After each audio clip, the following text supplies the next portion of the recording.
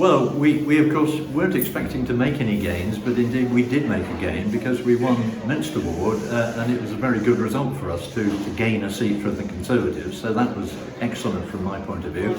Obviously disappointing to lose one to the Liberal Democrats, but when you look across the piece, the Liberal Democrats are polling very, very poorly in most other wards. It's just, they seem at the moment to be pouring all of their resources into Abbey Ward and getting some success as a result of that. What I detect, unfortunately, is a significant amount of disillusionment among voters.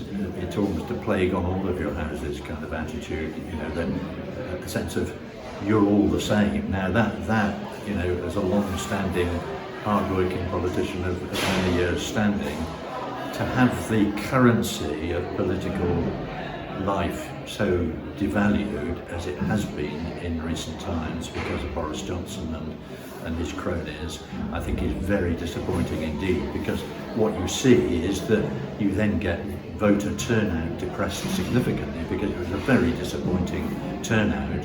We should be getting, well in excess of 30% of the electorate turning out for important local elections like this.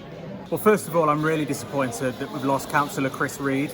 He was the Minster Ward councillor, deputy leader of the Conservative group, so it's really sad to lose Chris. He was a hard-working councillor for his residents in Minster Ward, and I'm sure he'll be back next year.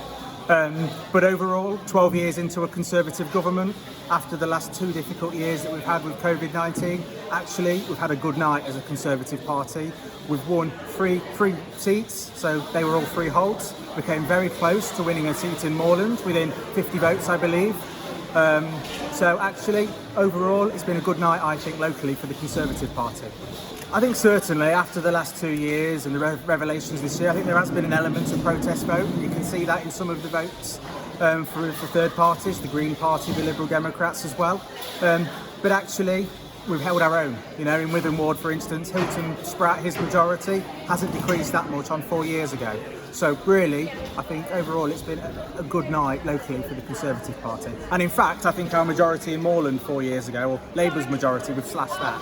So we have actually made gains in vote share in some wards. Yeah, I'm really happy. Claire is a wonderful councillor. She was the inspiration for me to first start helping with the campaign in Abbey Ward. She's the first ever councillor to ever knock on my door, so I rewarded that by helping deliver leaflets. And when she finally won last year, I was asked if I would consider running. So I'd never had any political ambitions or anything like that. I'm not some kind of university graduate or anything like that. I'm from a working class family, working class background. I've lived in Lincoln all of my life. I love it here, and I love the ward that I live on, which is Abbey Ward, and I want it to be as good as it can be, and sadly it's been neglected. I think it's fair to say that the Liberal Democrats in Lincoln in the past historically, and I've always tended to vote Liberal Democrat when the choice has been there, and it hasn't always been there, and that's partly because Lincoln Liberal Democrat Party has always struggled to get enough numbers to actually cover all of its bases. It maybe spread itself a little bit too thinly. What's happened with Clare is we've targeted an area to demonstrate to the people of the city what the Liberal Democrats can achieve in one ward, with the hope that that will bring in more members who like what we've done there, and ultimately we hope that that will allow us to spread our wings a little bit and maybe move into other areas as well. So this isn't the last victory that you'll be seeing from us. We will be we'll be pushing on in the future as well. Obviously, as you said, we were defending 4 seats out of the 11 this evening. Obviously disappointed that we lost one, but actually if you look at that seat and you look at the turnout, you can see that we've been working it quite hard. But it is a marginal seat, and unfortunately Councillor Chris Reid is no longer a councillor.